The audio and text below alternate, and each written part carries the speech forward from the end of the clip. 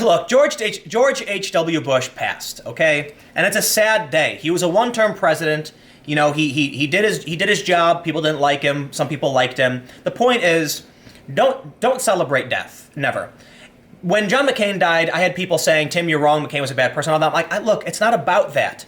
It's about me saying that life is valuable, and just because someone is bad doesn't mean we celebrate when they're gone. That's a dangerous path to go down. The point, I don't want to talk about that necessarily. I might do another video about that next. Yeah, that's actually my next video. We're going to talk about the slams. This, Slate writer roasted after attacking George H.W. Bush's service dog. I probably should have done the other video first, but listen. When you're so intent on smearing somebody, attacking someone for politics, that you attack the dog, does the dog understand the politics of the Gulf War? Does the dog understand the concept or no blood for oil? I'm sorry, the dog doesn't. The dog is a service dog. Dogs like people. Dogs are happy and friendly and love everybody. That means even if you think George H.W. Bush was a bad guy, the dog's going to love him and you at the same time. In fact, I mean, come on. Why? Okay, let's just read the article because this is the most ridiculous. A bizarre article published on the left-leaning news site Slate got destroyed for going after the service dog who accompanied former President George H.W. Bush during the final months of his life. The service dog Sully was assigned to the 41st president earlier this year after the passing of former First Lady Barbara Bush, and a photograph shared by the spokesman Jim McGrath went viral of the golden Labrador laying next to Bush's casket with the caption, "Mission complete." However, Slate staff writer Ruth Graham made it clear that according to her, Sully was getting more attention than the pooch deserved. How dare that dog be on the wrong side of politics? Rah. In a column titled, "Don't Spend Your Emotional Energy on Sully H.W. Bush," Graham began by pointing out that Sully wasn't a lifelong companion, as the photograph may suggest, but that he had only been with the president for 6 months, pointing out the service dog has already been reassigned to the Walter Reed National Military Medical Center as an ambassador of the nonprofit group America's Vet Dogs. This went really viral. It's got 284,000 likes. That's a good dog right there. She also seemed to have a problem with the fact that Sully has 147,000 Instagram followers. It's wonderful for Bush that he had a trained service animal like Sully available to him in his last months. It's a good thing that the dog is moving on to another gig where he can be helpful to other people, rather than becoming another Bush family pet, Graham wrote. But it's a bit demented to project soul-wrenching grief onto a dog's decision to lay down in front of a casket. Is Sully heroic for learning to obey the human beings who taught him to perform certain tasks? Does the photo say anything special about the dog's particular loyalty or judgment, or is he just there? Also, if dogs are subject to praise for obeying their masters, what do we do about the pets who eat their owners dead or even just passed out bodies? Dear Lord, what is wrong with this person?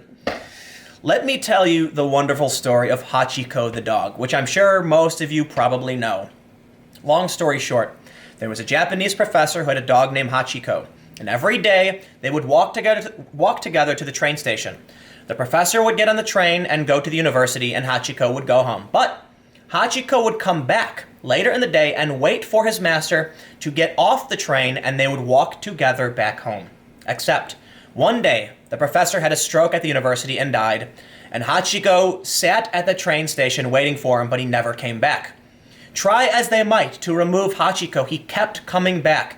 For over, I believe it was around 10 years, Hachiko would wait at the train station for his master to come back, and I almost tear up when I tell this story. And I could be wrong, but my understanding now is that Hachiko has become a symbol for loyalty.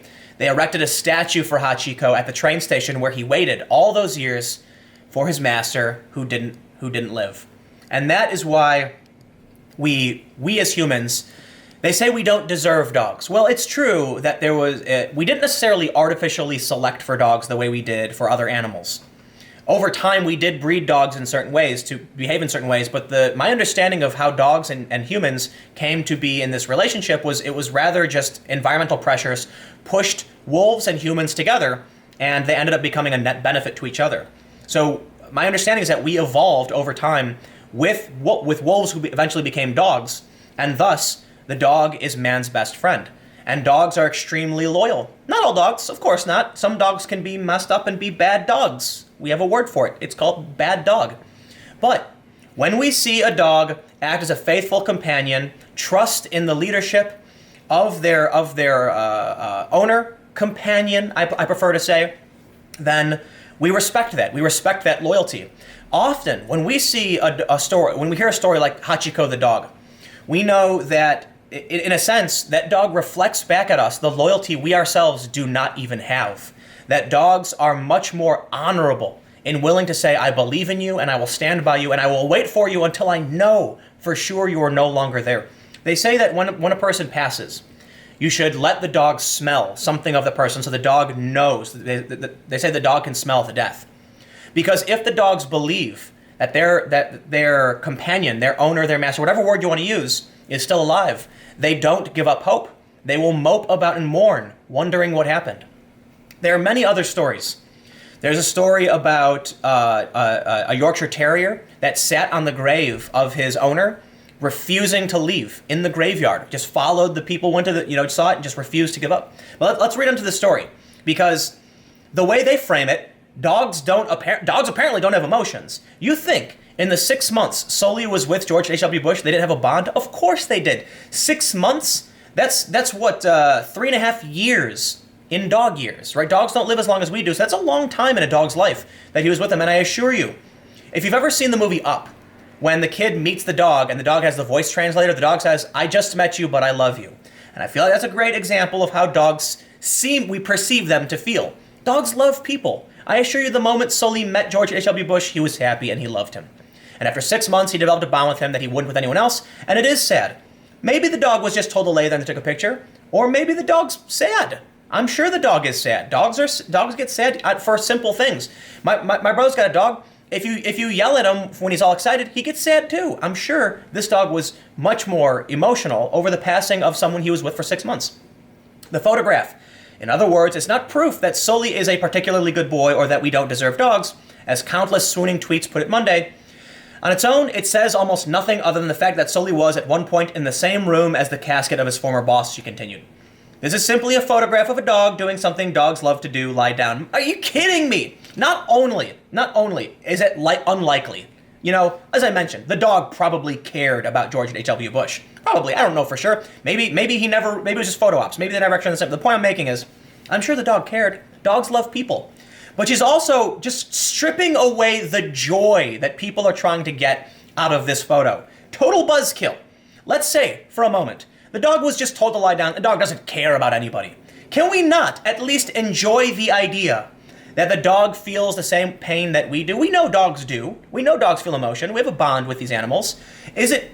Why do you have to be such a buzzkill to start telling people to stop feeling that I don't know what the right word is. I'm brain farting at the moment.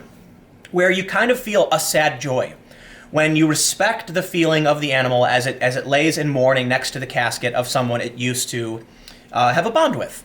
Why must you strip that away from us? Can't we just enjoy the idea that the dog feels the same pain we do and that we have a bond with this animal in a way it had it with the president? This is simply a photograph of a dog doing something dogs love to do, lie down. The frenzy around it captures something humans love to do too, project our own emotional needs onto animals. And sometimes that's a good thing. It is. Do I think it's silly for people to act like animals I've known people who tell me that animals can read their minds and stuff. Yeah, okay, we don't gotta be silly. But the point is, sometimes people have therapy animals to make them feel better. Okay, I think some people certainly abuse the idea, but what's so wrong with trying to feel better sometimes? Slate got ratioed on Twitter in reaction to the hit piece, meaning it received over 4,000 comments trashing the post that has only a few hundred likes and retweets. Slate said, Sully H.W. Bush is a service dog who had been with the president for 6 months, not his lifelong companion. And Ben Shapiro said, and you're a bunch of idiots who haven't had a lucid thought in the last 6 months. Well, while I don't agree with an emotional retort, I certainly understand why Ben Shapiro would make one. Jason Howerton said, shorter Slate, we have no souls and take no joy in life, so here's the worst thing we could think to write. Yes, listen. I have another story that I've pulled up where basically everyone's using the opportunity. They're using George H.W. Bush's passing as an opportunity to rag on Trump. And that's just totally... I mean, where is the decency anymore? I am not a conservative, okay?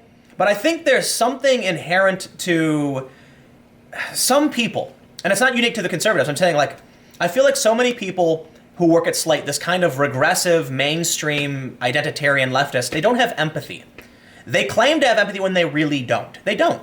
And that's why they want to write the piece tearing into people's hearts when they see a sad puppy. Literally tearing into their hearts. Someone just said, ratio this garbage. Cameron Gray tweeted, don't spend your emotional energy on Sully H.W. Bush. Slate word vomit assembler must be a blast at parties. Seriously. Josh Warren said, I, for one, am shocked to learn that Sully was not George H.W. Bush's lifelong companion, which would have made Sully about 658 in dog years.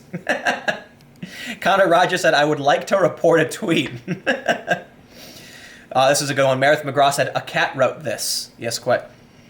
Here's one that just, okay, here's your daily reminder that Slate is complete garbage.